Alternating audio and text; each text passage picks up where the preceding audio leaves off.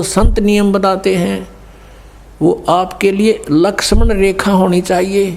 उसका उल्लंघन करते सीता का कितना विनाश हुआ, बिरानमाटी हुई और दुनिया मरवा दी। और उन्होंने कहा था इससे बाहर मत जाना तो सुरक्षित रहेगी। तो उस परमात्मा ने जो नियम हमें बना कर दिए हैं ये लक्ष्मण रेखा समझ लेना। अब जैसे एक विवाह हो रहा था किसी का, सामने डीजे बजावे, नाचे कूदे, बहन भी बेटी भी सारी, उनके फोटो उतार रखे।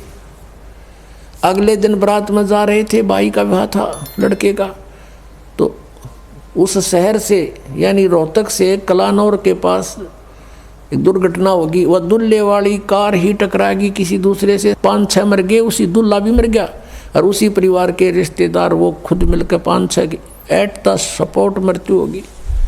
अगले दिन पेपर में आ रहा था उनका हाहाकार मचाते, बाढ़ पड़ रही, बहन बेटियां बुरी तरह रो रही हैं, एक दूसरे से लिपट रही हैं। अब बता लो डीजे कोई बात हुई यहाँ पर। तो संत कहते हैं जैसे नानक साहब जी से भक्त प्रश्न करा करते कोई अनजान से कि महाराज जी आप यहाँ कुछ खोए खोए से रहते हो, तो उन्होंने कहा था भी ना जाने काल की कर डारे, किसी भी ढल जा पास आवे, और जिनाते सरते मौत खुड़क दी उन्होंने केड़ा हंस आवे।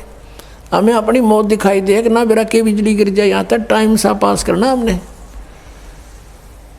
फिर पूछा कि हे भगवान क्या आप कभी प्रसन्न नहीं होते? कि प्रसन्न होता हूँ जब मेरे अनुयायी मेरे द्वारा निश्चित किए हुए सत्संग के दिन वापस आ जाते हैं, तो उस दिन मुझे खुशी का कोई ठिकाना नहीं रहता। क्यों? क्योंकि मुझे ये खुशी होती है कि इनको कोई काल का दूत नहीं टकराया, इनकी भक्ति का नाश नहीं किया, ये सुरक्षित हैं अभी तक। और जब ये यहाँ से जाते हैं, संसार में सब काल के ही ज्ञान से प्रभावित लोग हैं, ये मुझे चिंता बन जाती है कहीं इनको कोई भ्रमित ना कर दे और इनका जीवन नाश कर दे। क्या कहते हैं कि साध मिले साड़ी शादी होंदी और विछड़ दिया दिलगिरी वे, अखदे नानक सुनो जी हाँ ना मुश्किल हाल फकीरी वे। कि साध मिले ये भक्त साध संगत जब वापस आती है, मुझे आत्मा में बड़ी खुशी होती है कि ये सुरक्षित है, इनका कोई दीमक नहीं लगा काल का। और जब ये जाते हैं तब मुझे दिलगिरी होती है, दुख होता है कि मुश्किल हाल फकीरी वे, फकीरी माने साधना भक्ति, ये बड़ी मुश्किल बना दी काल के दूतों ने। जगह जगह एक गांव में मन 10-10 ढूंढे लाए बैठे हैं, कोई वैसे कोई क्रिया करते हैं, कोई झाड़ा लाता है, मिसगाइड करने वालों का कोई अंत नहीं। साध मिले साढ़े शादी होंदी विछड़ दिया दिलगिरी वे, अकदे नानक सुनो जी हाँ ना मुश्किल हाल फकीरी वे। तो क्या कहते हैं कि ना जाने काल की कर डारे, किसी भी ढल जा पास आवे, और जिनाते सरते मौत खुड़क दी उन्होंने केड़ा हंस आवे।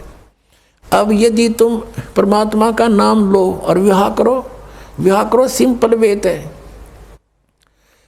और वैसे नहीं लोग दिखावा नहीं। जैसे हम इस बात से परिचित हों तब हम इससे हट सकते हैं। जैसे गीता जी अध्याय नंबर 7 के श्लोक नंबर 29 में कहा है कि जो तत्ब्रह्म से परिचित हो गया और सारे अध्यात्म ज्ञान से और सभी कर्मों से परिचित हो गया, वही उस परमात्मा के पाने का जरा और मरण से छूटने का प्रयत्न करता है, और नहीं कर सकता। वो तो यहाँ बकवास देना चाहता है। तो आपको ये ज्ञान होगा कि आपने किसी से दहेज ले लिया, परमात्मा कहते तुमने उस दरगाह का मैल नहीं देखा और धर्मराज के तिल तिल का लेखा। तो आप किसी से पैसे लेते हो रिश्वत से, चोरी से, या वैसे कोई धोखा दे करके लेकर नहीं देते हो, आपने एक एक पाई पाई का हिसाब देना पड़ेगा। तो हम क्यों अपने सिर में दर्द करें? क्या एक दहेज आप लोगे, किसी ने दे दिया आपके 50,000, 1 लाख, 2 लाख गणे दे देगा, क्या उससे आपका सारी आयु व्यतीत हो जाएगी? नहीं हो सकती। परमात्मा पर आधारित होजिए और इस मंत्र का जाप कीजिए, जो दास आपको देगा। आपके भाग्य में ना होगा तो भर देगा, आपकी बेटी की किस्मत को भर देगा भगवान, उसको नाम से जोड़ दीजिए। आपके पुत्र को भी आगे सुख देगा, सारी सृष्टि का पालन करता। और क्या आज हम उसी से सीधे संबंधित हो गए? क्या हमें 2 रोटी नहीं दे सकता? और हमें घृणा नहीं चाहिए। यदि मोक्ष पाना है और जन्म मृत्यु से पीछा छुटवाना है, जरा और मरण से बचना है, तो ये क्रियाएं दास जैसे बताओ ऐसे करना। हमने यहाँ आप कितनी कोठी बना ले, एक कमरे में एक चारपाई पर आपको स्थान मिलेगा, बाकी खाली रहेगी, वो व्यर्थ हुआ।